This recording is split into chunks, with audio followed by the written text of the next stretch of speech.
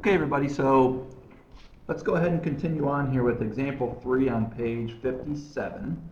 Okay, we're on page 57 here in your book. I guess it's example 2, sorry about that.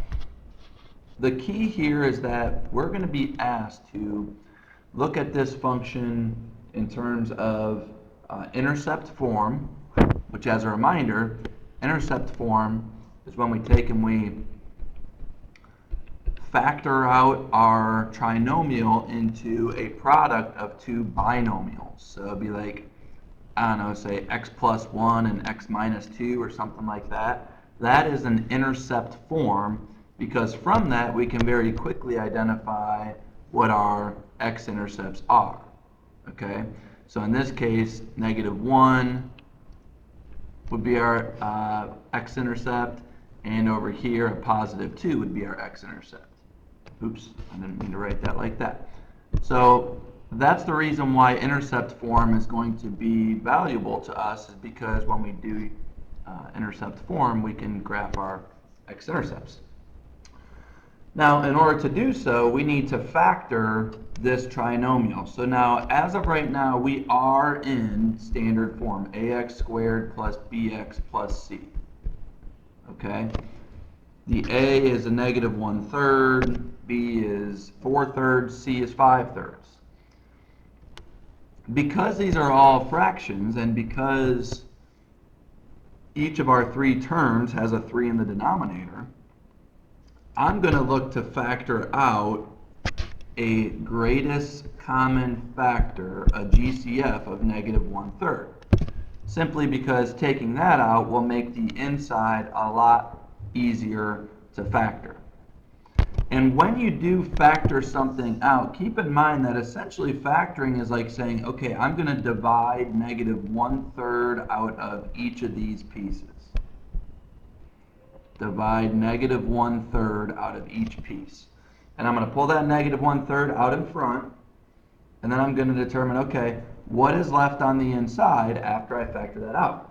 Well, -1/3 divided by -1/3 is just a good old-fashioned 1. So there's a 1 in front of that x squared. Okay? 4/3 divided by -1/3 is going to give me a -4. And as far as doing that, you can either do that in your calculator, or remember that 4/3 divided by -1/3, we can always change division by a fraction to multiplication by using the reciprocal. Okay? Take that second fraction, flip it upside down. Now these cancel, and as I multiply across, there's where I get -4/1, or just -4. All right? And then 5/3 divided by -1/3 is going to be a -5. Okay, so now we've done the hard part of factoring out a -1/3.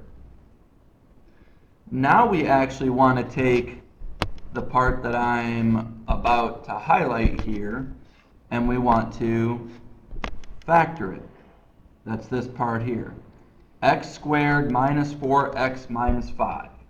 So this goes back to Algebra 1 and the review we did last week. I'm looking for two numbers that add to give me -4 and multiply to give me -5. Well, if I think of numbers that multiply to give me -5, that's either -5 times +1, or it's 5 times -1. I'm looking for the pair that add to give me -4. That's going to have to be this pair here. So that's a -5 and a +1. And now I have this thing factored. I took out a GCF, and then I factored the trinomial. So, if that's the case, what are the x-intercepts? Well, the x-intercept for this part right here is going to be a +5, 0. Okay, of course, that's because a +5 is going to make that part equal to 0. So I'm going to go over to my graph here, and I'm just going to plot that real quick. 1, 2, 3, 4, 5 to the right. It's right there. And then this part here is going to have an x-intercept of -1, 0. To the left 1, I'm going to plot that point as well. Okay. Now we need to identify the vertex. Well, if you think about the axis of symmetry, I know the axis of symmetry has to be exactly halfway between the red point and the green point. The other way to find a halfway point is to go ahead and do 5 plus -1 and then cut it in half. Right? That's basically saying, okay, I know I have a dotted line here somewhere. You know, where exactly is it? Well, if I count 1, 2, 3, 4, 5, 6, there are 6 units in between these two. If I cut that in half, that's 3, and that happens to be where my dotted line is. Okay, that's my axis of symmetry. Now that I know that the x value is 3 here, in order to find the vertex, I can just go to the table in my calculator. Okay, I can go to the table to find that vertex. I'm going to need other points anyway. All right, I'm going to need multiple other points in order to graph this parabola. So I'm probably going to go to my graphing calculator now, and I'm going to put in, it doesn't matter which form you put in, you can put in either. I'm going to put this form in here, into my y equals, then I'm going to look at my table. So pause for a minute, grab your calculator, throw it in. I'm going to continue on because I already have my table in my graphing calculator. So the vertex is going to be at the point, let's see here, what did I come up with? And that's not a, hang on a minute, I made a mistake, didn't I? Yes, I did. This is a 4. 5 plus -1 is not 6. 5 plus -1 is 4. So that's a 2, which should have made sense when I plotted that on the line, on the graph there. I should have seen that that was at 2. So when I look at my table with an x value of 2, I see that my y value is 3. So I got to go to the right 2 and up 3, and there is my vertex. I'm going to look for some other points that fall on the grid. Let's say I plug in an x value of 0. If I put in an x value of 0, that's going to be, let's see, 0, 0, -5. Oh man, positive 5/3. So 0 and basically, let's see, 5/3 is going to be 1 2/3. To the right 1, up 2/3 has me right up, not to the right 1, up to the right 0. Has me right about there. Almost to the, wait, I gotta move that down. Man, I'm off my game right now. Right about there would be 1 2/3. Okay, I can reflect that over to the other side. Right about there. Right about there.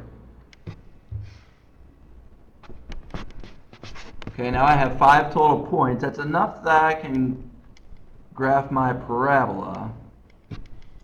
Looks something like that. Make my grid bigger next time. Okay, so that's the example for page 57. All right. You can pause now if you choose. I'm also going to go on and do the example on page 58. So this is a little word problem. The cross-sectional shape of the archway of a bridge is modeled by the function f of x equals -0.5 x squared plus 2x. F of x is the height in meters. X is the distance in meters. Okay? From the left to the right. So think about this as having a bridge that does something like this. From left to right, that's the distance. This is the height of the bridge. And this is the width of the bridge from left to right. Okay, and we're going to be asked to find a couple things here. How wide is the arch at its base? Will a wagon that is 2 meters wide and 1.74 meters tall fit under the arc?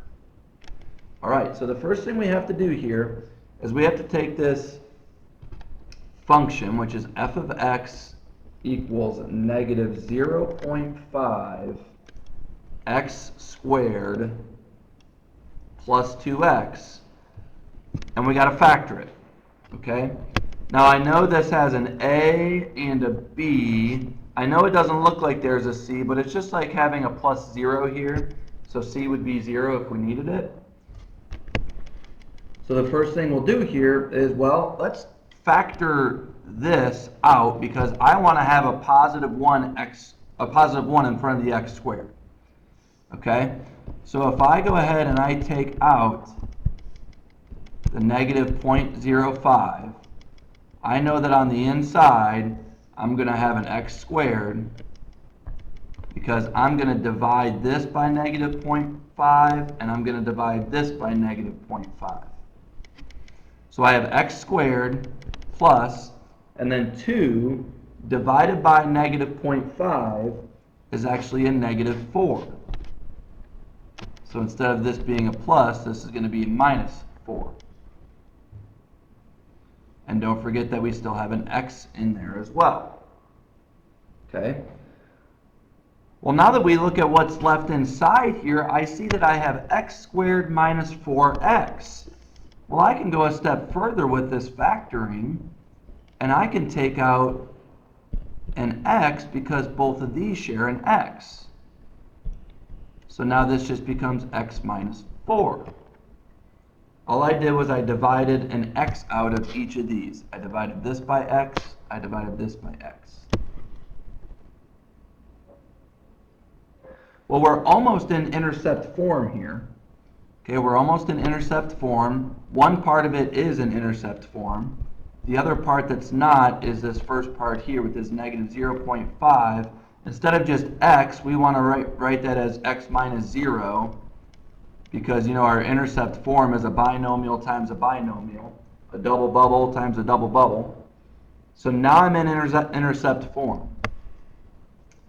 So my x-intercept here is going to be at 0, 0. And my x-intercept here is going to be at positive 4, 0. So if I go down to my graph, let me erase the approximation that I had put in there before. I want to plot 0, 0, and I want to plot 4, 0. Okay? I know that my axis of symmetry is going to be a dotted line right in between those two. And that's at an x value of 2.